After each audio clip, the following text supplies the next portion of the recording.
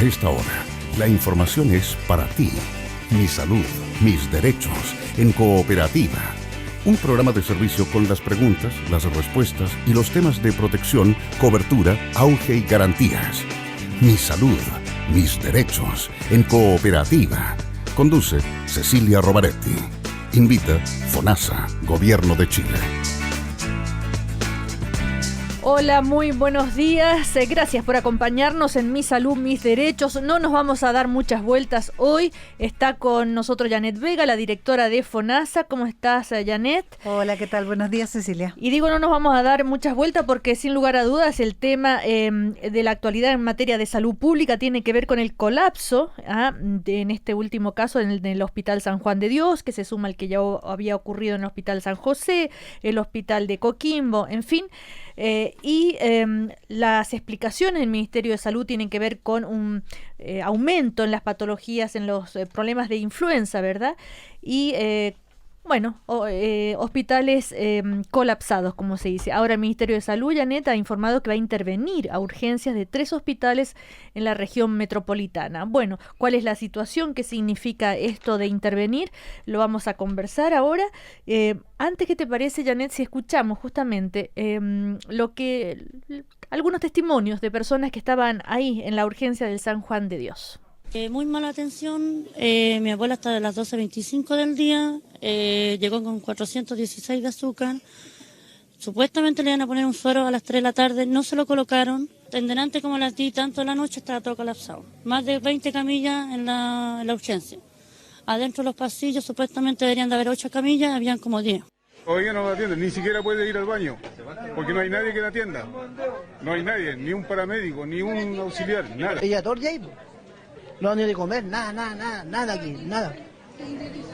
Y orinó la orilla. Son la camilla, se encruquilló en la camilla, hizo pipí porque nadie le trajo nada para hacer pipí.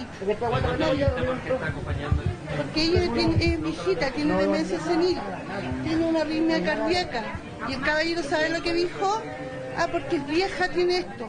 Y ahí la dejó. Bueno, son algunas de las voces, ¿verdad? Como casos como esos hay muchos. Hoy vamos a abordarlo. Sabemos que no el 100% del servicio público está en estas condiciones, pero cuando uno escucha, es testigo de estas historias, Janet, ¿qué le podrías decir tú? Si bien hagamos la aclaración que los hospitales no dependen de FONASA, pero sí estamos como... FONASA es la salud pública de Chile también. Así es. Bueno, la verdad es que todos los que estamos con un cargo de autoridad de salud tenemos la responsabilidad de tratar de responder a los problemas que tienen nuestros ciudadanos. Lo primero es decir que efectivamente en este momento tenemos un colapso. Tenemos un colapso importante, una disminución muy importante de la disponibilidad, valga la redundancia, de camas. Y esto se debe fundamentalmente a 2 razones. Hay una primera razón que yo creo que es importante decir que es crónica. Nosotros tenemos menos camas que las que requerimos.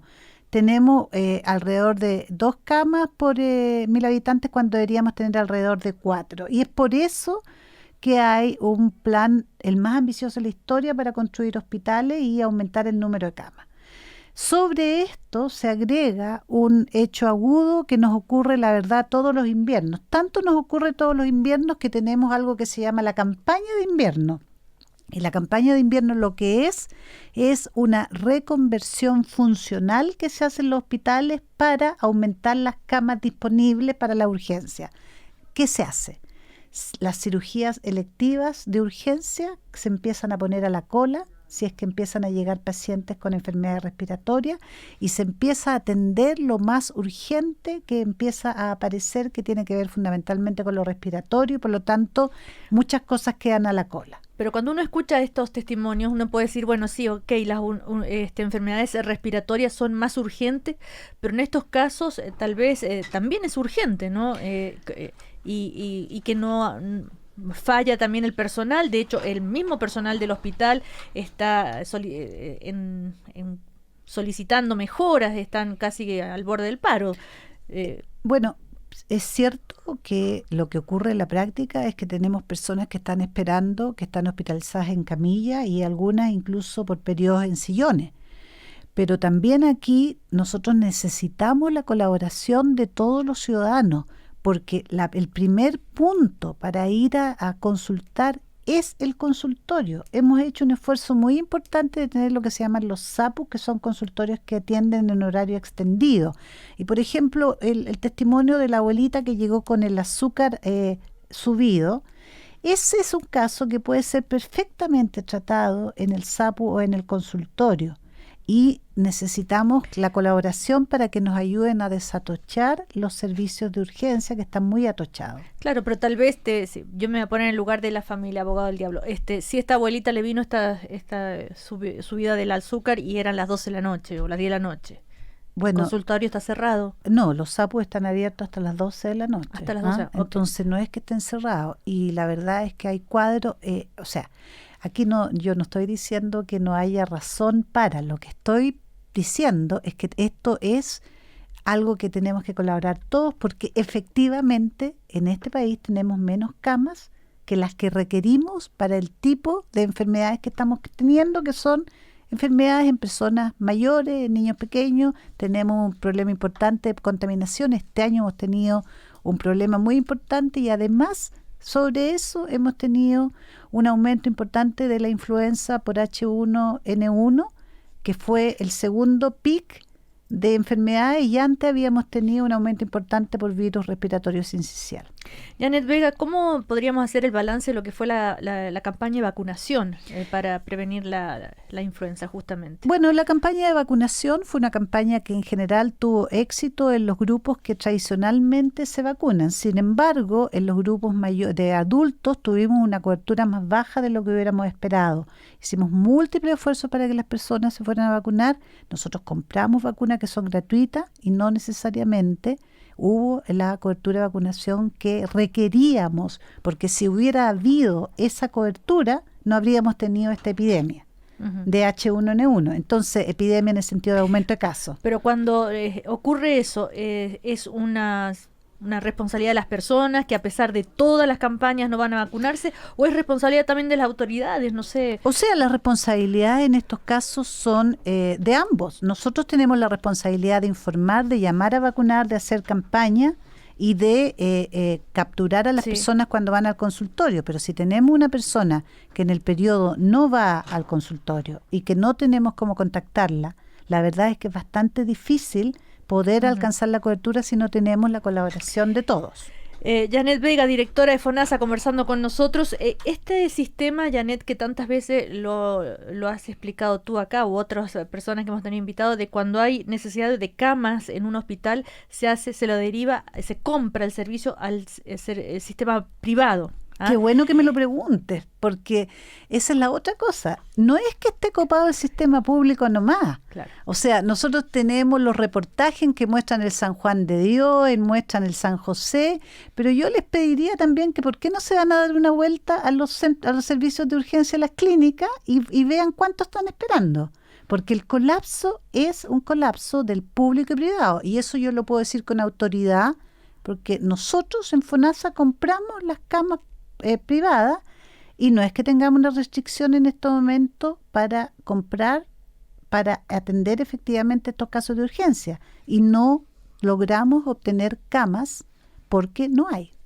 Cuando fue el colapso del Hospital San José, ustedes desde el Ministerio, y tú también acá lo decías, que tal vez no se hizo un buen manejo de la situación en ese momento, no se derivó al sistema privado, se iba a hacer una investigación interna, o no sé si un sumario o algo así, para ver cómo había funcionado Ahora, independiente de lo que ocurrió en el Hospital San José, que aparentemente fue una situación excepcional, tal como dijo la ministra, lo que tenemos acá es una situación que es más generalizada en el Hospital San José. Entonces, yo creo que todos los ciudadanos lo que esperan es que nosotros establezcamos medidas urgentes para que esta situación efectivamente se se mejore y se normalice. Y en ese sentido... Pero entonces de ahí viene esta información de que el Ministerio va a intervenir urgencia de estos 3 hospitales en la región metropolitana, que son el San José, el Hospital Padre Hurtado y el Hospital San Juan de Dios. Sí. ¿En qué consiste eso? Sí, bueno, aquí hay una estrategia que lidera la Subsecretaría de Redes Asistenciales, que básicamente consiste en bastante más intervención que la de los 3 servicios de urgencia. Mira, en primer lugar, para poner en contexto, en esta campaña de invierno se han actualizado o se han logrado tener 1.097 cupos adicionales de cama. Es decir, con todo esto que se hace de cambio funcional, etcétera, hemos tenido 1.000 camas más, y a pesar de eso no ha sido suficiente. Ahora, con las medidas que se van a tomar, se van a habilitar 91 nuevas camas en distintos hospitales de la región metropolitana. En el San Borja 16 camas, en el Carmen 20 camas, en el Barros Luco 20 camas, en el Hospital del Tórax 10 camas, pero además de eso se va a reforzar en los servicios de urgencias de 23 servicios de urgencia de todo el país, incluyendo estos 3 de la región metropolitana, la infraestructura que tiene que ver con los boxes, es decir, donde se atienden los pacientes, las salas de espera, definir espacios para toma de exámenes y también ampliar físicamente los espacios para que las personas que están esperando, a pesar de todos estos esfuerzos, puedan estar en mejores condiciones. Recuerda que FONASA es el seguro público de salud que brinda protección financiera y cobertura de atención a todos los habitantes del país.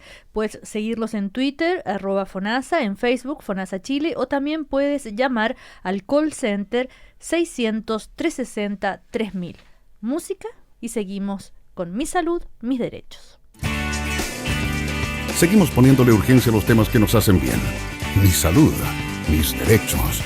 Continúa en Cooperativa. Estamos con la directora de FONASA, Janet Vega. A propósito del tema del colapso de los hospitales, también escuchaba historias de una mamá, veía ayer, que decía, o el otro día, no recuerdo, cuando decía, hace 2 días que mi hijo está acá con dolor de apéndice y todavía está esperando que lo puedan operar. Entonces yo decía, ¿cómo puede esperar 2 días un dolor de apéndice? Pero le va a dar una peritonitis, que es muy... A ver, Janet, ¿cómo se explica eso? Bueno, aquí también empiezan los temores, ¿no? Todos como mamás pensamos que lo que les pasa a nuestros hijos es lo más grave que nos puede pasar. Y lo que ocurre en realidad es que no hay ninguna posibilidad de que ningún médico deje a un niño con una apendicitis esperando por 2 días, porque estaría con una peritonitis y probablemente una septicemia. Lo que ocurre muchas veces es que los niños tienen cuadros que no son claros y se dejan en observación por un par de días para descartar que efectivamente no sea una apendicitis. Por lo tanto, lo más probable es que esta mamita que contaba esta historia, su niño está en observación por un cuadro digestivo para estar seguro que lo que tenía efectivamente no era apendicitis. Otra pregunta, ¿qué ganamos con poner, qué se gana con poner más camas si no hay personal suficiente? Esa es una muy buena pregunta.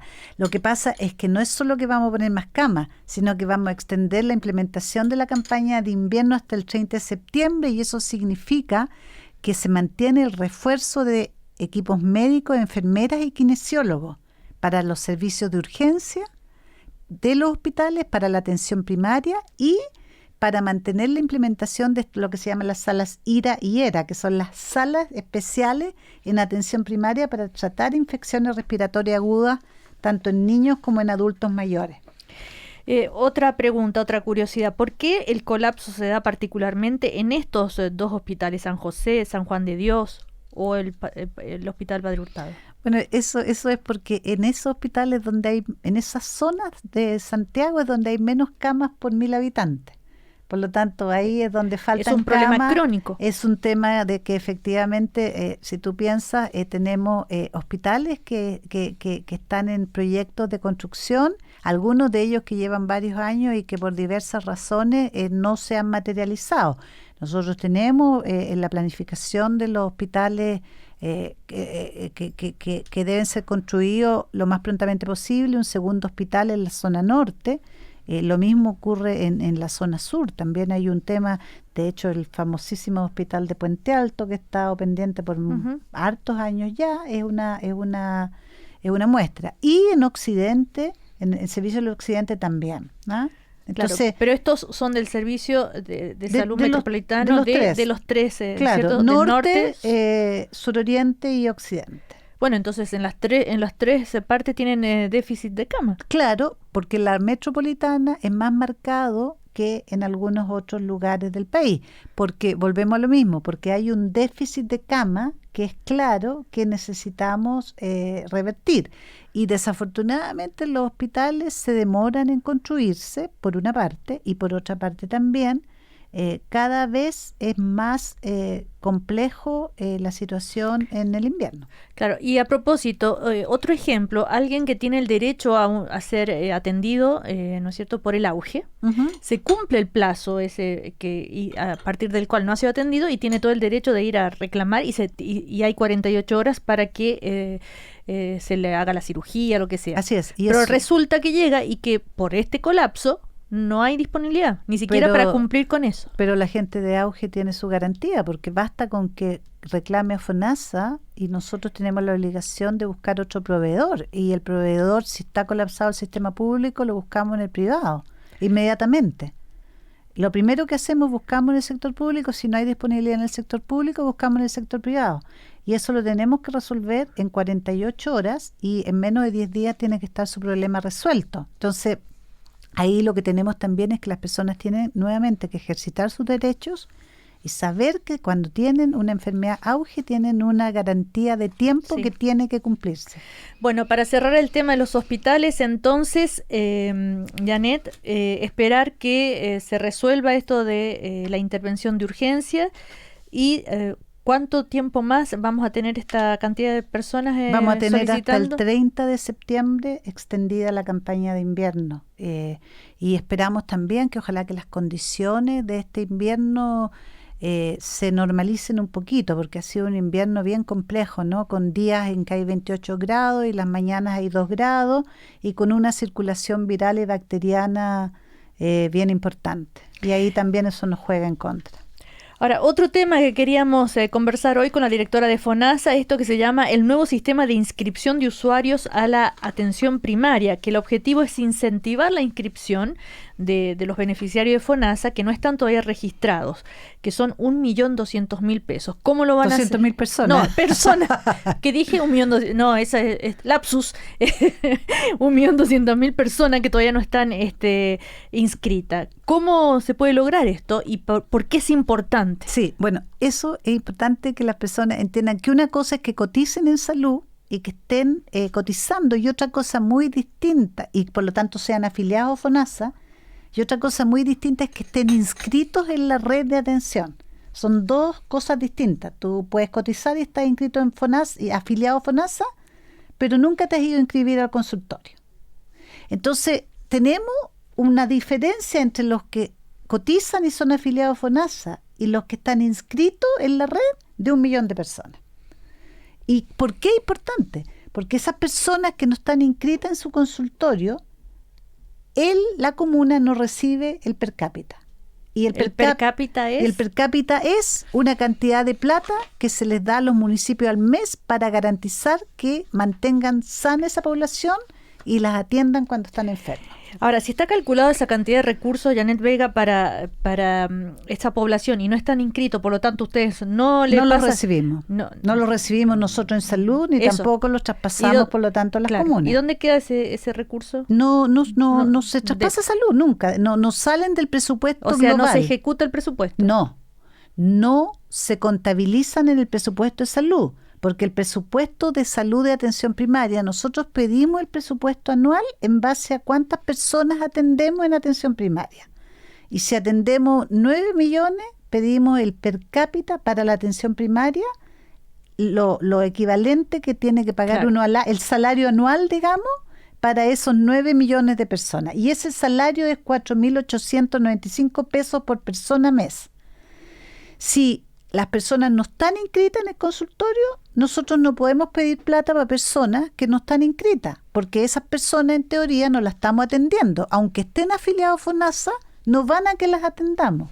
Bueno, pero ahora ustedes han puesto un sistema, tengo entendido, más fácil para inscribirse a través de Internet. Lo que hicimos básicamente es que dijimos, en realidad este sistema está medio complejo porque hay que ir para allá, para acá, etcétera. Entonces pusimos huelleros en todos los consultorios para que cuando vaya una persona en ese mismo momento, esa persona puedan en el consultorio chequear la afiliación a FONASA e inscribirlo en el sistema FONASA inmediatamente. Inscribirlo, es decir, inscribirlos para que empiecen a recibir per cápita. Si entiendo bien, yo no estoy inscrita en el consultorio, pero voy y pongo la huella, chequean que usted es FONASA y lo inscriben inmediatamente en línea.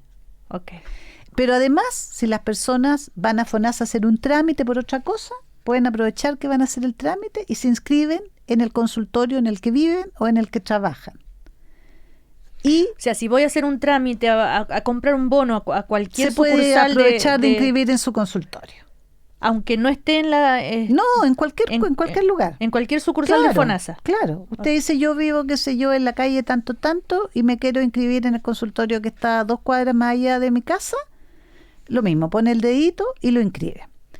Pero además de eso, si no quiere hacer ni una de esas cosas, y además a usted le gusta que sea la tecnología, puede entrar a la página web y se inscribe a través de la web y ahí envía un par de documentos que no son ninguna cosa engorrosa, que prueba que efectivamente usted vive ahí o que trabaja donde dice, y como nosotros tenemos todos sus datos, todos los datos de nuestros usuarios, los inscribimos. Y usted puede ir a su consultorio y cuando usted vaya pone su huellita y ahí saben que usted es efectivamente la persona que está inscrita. Bueno, ya saben, entonces hay que inscribirse para que los recursos lleguen, para que le puedan ir a pedir al ministro de Hacienda, oiga, necesitamos tanto, esta es la prueba, mire. Tal cual. Ya, comerciales y seguimos en Mi Salud, Mis Derechos.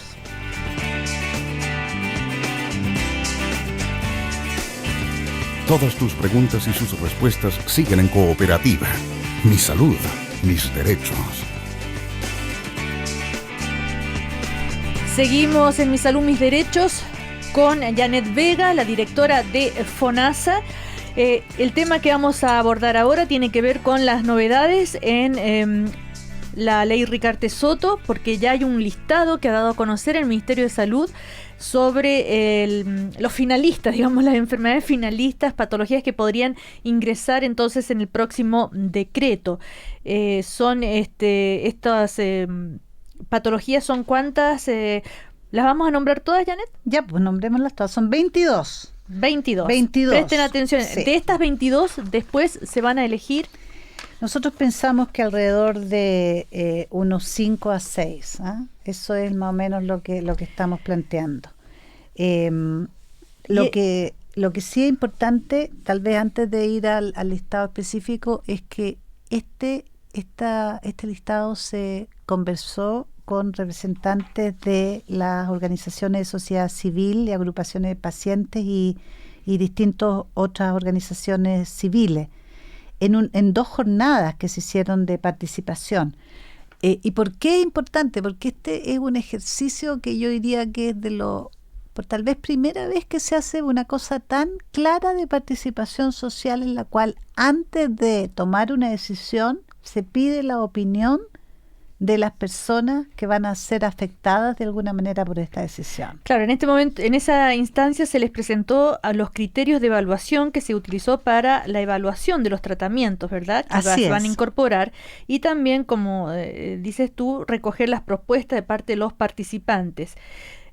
Tengo entendido que después se le entregó a cada grupo de trabajo un listado de 6 tratamientos, 22 tratamientos en total, los cuales se consideraron, entre otros, para ser priorizados. Así es. Entonces, esto fue como conversado. Claro. Pero tengo la seguridad de que las asociaciones cuyas patologías no queden, va a haber quejas. Y siempre eso es inevitable. Eso es inevitable, eso va a ocurrir siempre.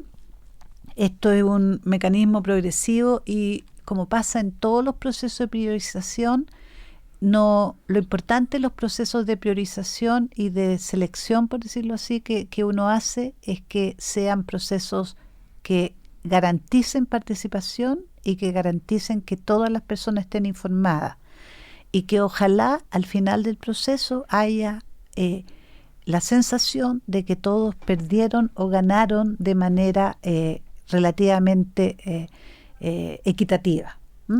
Claro, ahora recordemos entonces que esto serán las próximas semanas, se estima que a mediados de septiembre se va a publicar en el Diario Oficial entonces el segundo decreto ya con las 5 o 6, yo creo, que quedan de estas 20. Sí. Hay muchos tratamientos en evaluación que cuenta, recordemos, con 100 millones de pesos. 100.000. 100.000 millones de pesos. Me llamó la atención que está también evaluándose la bomba de insulina, que ha tenido mucha difusión pública, incluso con Arturo Vidal, que ha hecho campaña porque él tiene su hijo que tiene diabetes 1 justamente. Sí, y mira, y la lista muestra de alguna manera las complejidades de la decisión, porque por ejemplo, tenemos por una parte la bomba de insulina para la diabetes, que es una bomba que efectivamente permite un mucho mejor control porque el niño va teniendo su tratamiento, qué sé yo. Pero por otro lado, tú tienes enfermedades como el Pompe, y que es una enfermedad genética gravísima, de muy alto costo, pero que si tú le das el medicamento a los niños son totalmente normales si se los das desde el tratamiento. ¿Cómo se llama? Se llama Pompe, que es la glucogenosis tipo 2, que está casi al final de la lista. Ya. Que entonces, si yo digo son 2 niñitos, un caso al año que ocurre, hay en total unos poquitos casos, y los niños es muy alto el costo del tratamiento, pero van a tener un desarrollo totalmente normal. ¿Qué elijo? Si pienso que la bomba de insulina, que es verdad que es mucho mejor, pero por otro lado uno lo puede poner pinchazo y el efecto es relativamente similar, a lo mejor con menor control, pero no es una cosa que vaya a tener un retardo profundo, por ejemplo. Por otro lado, tienes el cáncer de mama y el cáncer de colon, que son enfermedades que tienen alta prevalencia y que estos tratamientos que aparecen acá aumentan la sobrevida de manera importante. Pero que esto no es, a pesar de que está en el auge el cáncer de mama, pero para ciertos casos específicos. La diferencia es que para ciertos casos específicos los tratamientos que están acá son tratamientos que aumentan significativamente la sobrevida. Otro ejemplo, o eliges eso o eliges la hepatitis C, que sabemos que en estos momentos hay tratamientos nuevos que salieron recién el año pasado, que con un pulso de tratamiento de alrededor de 12 semanas, aparentemente lo que muestran las primeras evidencias es que es curativo. Es decir, te curas de la hepatitis C, cosa que es totalmente nueva, nunca antes habían logrado curarse, sin embargo, el costo es altísimo. Entonces, cuando tú estás frente a esta disyuntiva y tienes, por cierto, recursos limitados, porque los costos son altísimos, es decir, estamos hablando de un caso, por ejemplo, de hepatitis que estamos pensando en $40,000, etcétera. Ahora, por ejemplo, fibrosis quística, que también hay mucha demanda de la asociación y, en fin, ¿cuál debería ser el criterio, según Janet Vega, para priorizar? El hecho de que si no le damos el medicamento se van a morir. ¿Cuál? Mira, no hay un criterio único. Al final los criterios son una combinación y uno trata de ir poniendo cosas de manera de ir combinando los criterios. El primer criterio, por cierto, tiene que ver con el criterio, en este caso, que en el caso de Ricardo Soto hay un criterio que tiene que ver con que sean enfermedades, o sea, tratamientos que las personas no están en condiciones de ninguna manera de solventar. Asumir, sí. Y que y que el tratamiento tenga una evidencia significativa de mejoría en el sentido de que o la persona se evita que muera o se cura.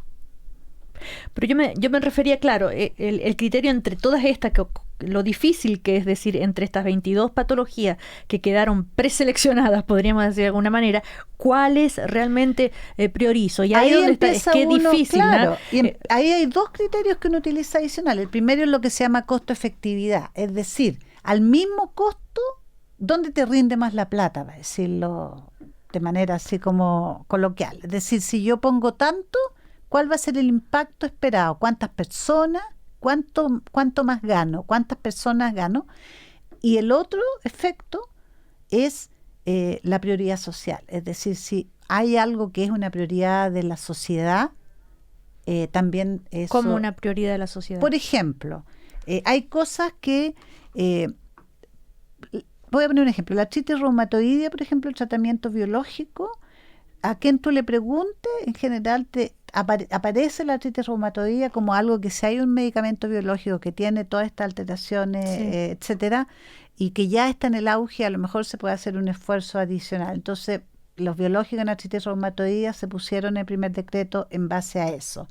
Otro ejemplo, tenemos cubiertos casi todas las mucopolisacaridosis, nos falta solamente Morquio y Pompe, que es como lo adicional y completamos eso. ¿Cuántas personas sufren de Pompe y Morquio? En Morquio son como 30 y Pompe deben ser unas 4. 4. Entonces, 4, pero a un costo altísimo. Exacto. Bueno, estamos en Mi Salud, Mis Derechos. Si eres asegurado o asegurada de FONASA, debes saber que a través de la página web puedes comprar bonos consultas, realizar afiliación y acreditar cargas legales. También a través del call center puedes solicitar tu certificado de afiliación y el que va a ser enviado, por supuesto, a tu correo electrónico. Recuerda que FONASA atiende todas tus consultas los 365 días del año durante las 24 horas del día. Pueden llamar entonces al 600-360-3000 o visitar la página www.fonasa.cl. Continuamos compartiendo los temas de protección que nos hacen sentir bien. Mi salud, mis derechos, en Cooperativa. Janet Vega, directora de FONASA. El próximo decreto entonces que pronto vamos a conocer, el segundo decreto de la ley Ricarte Soto. Para terminar con esto, qué difícil finalmente va a resultar para quienes tengan la decisión de cuáles van a priorizar de todas estas patologías que son hasta ahora 22, las que están en evaluación. Así es, y yo invitaría como a mirar este vaso con la mirada de un vaso medio lleno más que medio vacío, porque independiente de las dificultades de lo que estamos hablando, es de que en régimen vamos a tener 100.000 millones al año para poder cubrir estos tratamientos de que las personas no pueden cubrir. Y también hacer benevolentes con los que tomamos las decisiones, y para eso siempre lo mejor es ponerse en el lugar del otro, o sea, imaginarse que usted que es dueña de casa o que usted que está a cargo en su casa tiene que tomar una decisión con un presupuesto limitado y tiene que elegir de repente decisiones que son duras, pero que finalmente alguien que tiene que tomar, y con la mirada de que cada año iremos agregando lo más que podamos para ir cubriendo las necesidades de salud de nuestros compatriotas. Claro, cada año irán ingresando más personas y más patologías, ¿verdad? Más problemas. Ahora, seguramente quienes no queden, las asociaciones que no queden no van a estar contentas. Sí, y va a haber mucha queja, pero bueno, se entiende humanamente también eso, porque son muchísimos años de espera, ¿no? Y de frustración. Y además que una cosa es cuando uno está a cargo de todo, otra cosa es cuando es mi mamá, mi hijo o mi hermano. Exactamente. Ahora, esto de las enfermedades de alto costo, tengo acá un dato que me parece interesante. Cuando un tratamiento es de alto costo, cuyo tratamiento anual para un solo paciente oscila entre los 164 millones de pesos anuales y los 366 millones de pesos anuales, lo que equivale a una casa del sector de Providencia o a 3 departamentos en el centro. Eso es lo que cuesta, por ejemplo, un tratamiento de las enfermedades. Este es un ejemplo, el Pompe. El Pompe, por cuesta ejemplo. 366 millones anuales. Entonces, qué importante que pueda ser que ingrese este tipo de patología a esta ley, ¿verdad? Que es un fondo para financiarlo. Bueno, otro tema, para terminar el programa, Janet Vega, con algo también bien positivo y optimista. Vamos a hablar ahora, ¿qué te parece sobre la gratuidad en salud para las personas que reciben pensión de gracia? Primero quisiera que me describas me expliques qué es una pensión de gracia. Bueno, una pensión de gracia es básicamente una pensión que se otorga, por el Ministerio del Interior a un grupo determinado de personas que son afectadas por accidentes, por catástrofe o que son personas discapacitadas en circunstancias específicas. Y esa pensión de gracia lo que tiene, por ejemplo, un niño que tiene un autismo profundo o que alguien que tuvo un accidente y quedó tetrapléjico y no tiene cómo sostenerse, etcétera. Eso es algunas de estas personas que requieren, optan y el Ministerio del Interior asigna una pensión de gracia que en el fondo un salario mensual por el resto de su vida. Ahora, ¿qué significa esto de que se elimina el 7% de las pensiones de gracia porque ya no serán consideradas como ingreso mensual? Sí, lo que ocurre es que hasta antes de... primero decir que acabamos de firmar un convenio entre FONASA y el Ministerio del Interior, porque hasta ahora estas personas recibían la pensión de gracia, pero resulta que, como se consideraba un ingreso, tenían que parte de esa pensión de gracia, el 7%, iba como cotización a FONASA. Entonces, las personas en el fondo no recibían toda la plata que podían haber recibido, porque era considerado un ingreso. Y lo que hicimos es que hicimos un convenio para que el Ministerio del Interior defina en el decreto que les da a cada una de estas personas que este es un subsidio del Estado. Y al definir que es un subsidio del Estado, nosotros no lo contabilizamos como ingreso y por lo tanto todas esas personas quedan como carentes de ingreso y no necesitan ni cotizar ni nada y tienen 100% de cobertura de salud en la red pública. Para aterrizar bien este tema, para tener la noción de lo que significa en la vida de las personas, vamos a conversar con Priscila Morales. Ella tiene 34 años y tiene 2 hijos con dificultades de salud. Priscila, ¿cómo estás? Muy buenos días. Buenos días. Acá estamos con Janet Vega, la directora de FONASA. La situación tuya, Janet, Priscila, es que tienes un hijo de 12 años que tiene síndrome de Down, ¿verdad? Sí. Y tu hija menor que tiene parálisis cerebral. Sí. A ver, cuéntanos cómo es tu situación. Bueno, yo soy mamá soltera con los 2 chicos. Con las chicas ha sido más difícil la situación porque ella tiene, aparte de su parálisis cerebral, tiene problemas de su visión, problema para caminar, depende 100% de mí y el chico más independiente. ¿Ya? Y estoy muy agradecida por recibir esta pensión porque me ha servido de harto. No puede trabajar con los 2 chicos porque la niña actualmente está sin colegio. O sea, tú no puedes trabajar porque los tienes que cuidar. Sí, lo tengo que cuidar. Y no tengo apoyo de nadie, ninguna red, ni familia, nadie. Ahora, esta pensión de gracia, ¿cuánto es? ¿A cuánto asciende? 240.000 pesos.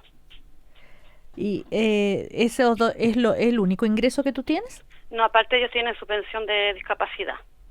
Cuéntame una cosa, Priscila, y tú ya sabes, por cierto, de que ahora ya no te vamos a descontar el 7%, ¿no? Sí. ¿Y cómo te viene eso? Bien, porque a veces con la niña paso a los hospitales, los exámenes, que prótesis, órtesis, que ella usa. Claro, y podrías decirnos cómo evalúas tú esa atención en materia de salud para tus hijos, todo eso que tú tienes que hacer, ir al hospital, en fin, cómo te atienden, no sé, ¿qué podrías comentar? No, yo he tenido buena suerte con mis 2 hijos en salud, me han atendido súper bien, la hospitalización que han tenido los chicos súper bien, Teletón igual. Mi hija ha sido operada 3 veces sus caderas y he tenido buena suerte con los chicos en la salud. ¿En qué hospital? La niña se operó en la clínica Bicentenario por la Teletón y el chico ha estado hospitalizado en el Ezequiel por el virus incisional. Sí, Priscila, contarte también que es importante que sepan los auditores. La Teletón, que es un tremendo esfuerzo, nosotros también apoyamos el esfuerzo de la Teletón como parte de nuestro presupuesto del sector salud. Nosotros contribuimos 4.000 millones anuales a la Teletón para que efectivamente los chicos que tienen que ver con nuestro sistema, que son afiliados nuestros, reciban atención en la Teletón porque nos parece una obra que hay que apoyar. Sí. O sea que estos recursos que tiene la Teletón en parte también vienen del Estado. Nosotros, claro, ponemos 4.000 millones al año. Ahora, en cuanto a Priscila, a tu salud, ¿tú estás inscrita en tu consultorio? ¿Te controlas? No, en realidad yo estoy escrita, pero yo por andar con los chicos en el Teletón hospital he dejado harto de lado mi salud. Eso no, pues Priscila, porque tú tienes que estar sanita, porque si tienes que cuidar a tus niños, tienes derecho a hacerte tu examen de salud anual, hay que cuidarse el cáncer de útero, el tema del cáncer de mama, estar al día con los controles, así que no te dejes estar. Sí. Bueno, le queremos agradecer a Priscila Morales por compartir su experiencia, su historia. Ella es un testimonio para ver cómo funciona esto de la pensión de gracia para personas que tienen este tipo de problemas de salud, ¿no? Gracias, Priscila Morales, gracias. Muchas gracias, Priscila. A ver, Janet Vega, ¿cómo se accede a esta pensión de gracia? ¿A dónde hay que inscribirse? ¿A dónde hay que llegar y dar cuenta de esto, de esta situación? Bueno, lo habitual es que las pensiones de gracia, las personas que requieren una pensión de gracia tienen que ir al Departamento de Asistencia Social de las Gobernaciones.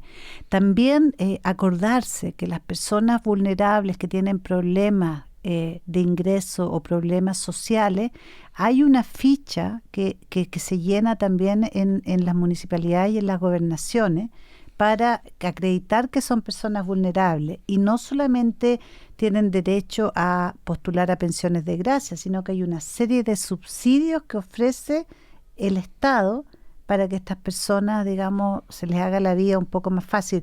De hecho, Priscila relató que sus hijos no solamente tienen la pensión de gracia, sino que también tienen la pensión por discapacidad.